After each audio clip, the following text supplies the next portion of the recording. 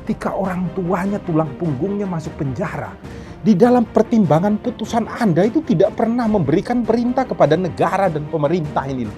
Dalam nilai dan bingkai Pancasila, untuk apa? Untuk negara itu memperhatikan kehidupan anak dan istrinya. Salam Pancasila dan salam penegakan hukum. Hai, para hakim di seluruh Indonesia ya.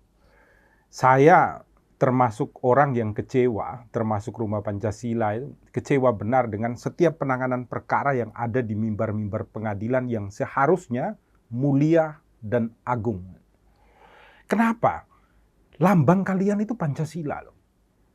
Kenapa lambangnya itu Pancasila di dalam lambangnya pengadilan itu? Karena diharapkan Anda itu dapat mewujudkan keadilan dalam bingkai nilai-nilai Pancasila.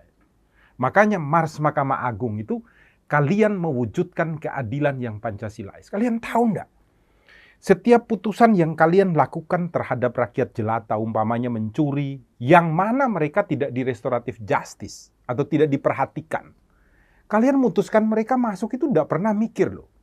Tentang istrinya, tentang anaknya yang ada di rumah itu. Padahal mereka ini adalah tulang punggung keluarga. Undang-Undang Dasar 45 itu kan memerintahkan kepada negara dan pemerintah untuk memberikan makan dan pelayanan terhadap fakir miskin dan anak-anak terlantar. Ketika orang tuanya, tulang punggungnya masuk penjara, di dalam pertimbangan putusan Anda itu tidak pernah memberikan perintah kepada negara dan pemerintah ini loh. Dalam nilai dan bingkai Pancasila. Untuk apa? Untuk negara itu memperhatikan kehidupan anak dan istrinya. Supaya apa? Supaya ke depan itu istrinya tidak melacurkan diri, tidak menjual diri, tidak menjadi pengebom dan lain sebagainya. Atau anak-anaknya ini menjadi membenci terhadap negara. Membenci terhadap kehidupan ini. Nilai Pancasila itu harus Anda tanyakan secara detil. Kenapa seseorang itu mencuri? Ini contoh aja.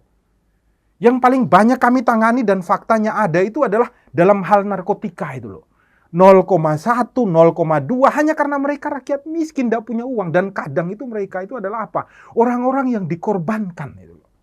Kenapa saya mengatakan dikorbankan? Karena oknum polisi hanya bisa naik pangkat itu karena mereka menangani perkara gitu loh.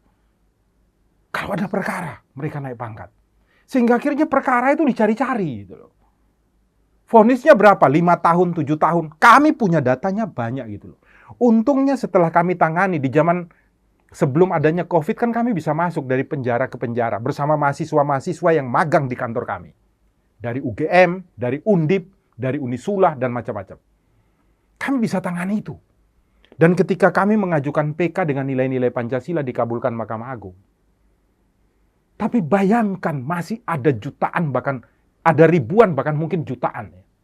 Orang lain yang belum bisa kita sentuh itu loh. Tolonglah. Pancasila itu diterapkan secara baik, secara benar di dalam cara setiap hakim memberikan putusan. Pertimbangkanlah itu. Nilai-nilainya apa? Nilai cara Tuhan memberikan hukuman kepada manusia. Anda harus menghayati itu. Sehingga Anda akan menjadi manusia yang adil di satu sisi, beradab di sisi yang lain.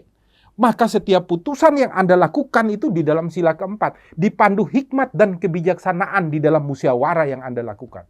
Putusannya apa? Akan mewujudkan keadilan sosial bagi seluruh rakyat Indonesia. Maka di situ harus masuk juga hukuman terhadap negara. Anda menghitung dong. Kalau kasus ini adalah dilakukan seseorang karena kelalaian negara di dalam membimbing rakyatnya. Harus ada di dalam amar putusan. Itu baru jelas. Anda adalah hakim yang merupakan wakil suara Tuhan di muka bumi atau primus inter pares. Marilah rubah mimbar sidang kita yang ada di seluruh Indonesia. Salam Pancasila dan salam penegakan hukum.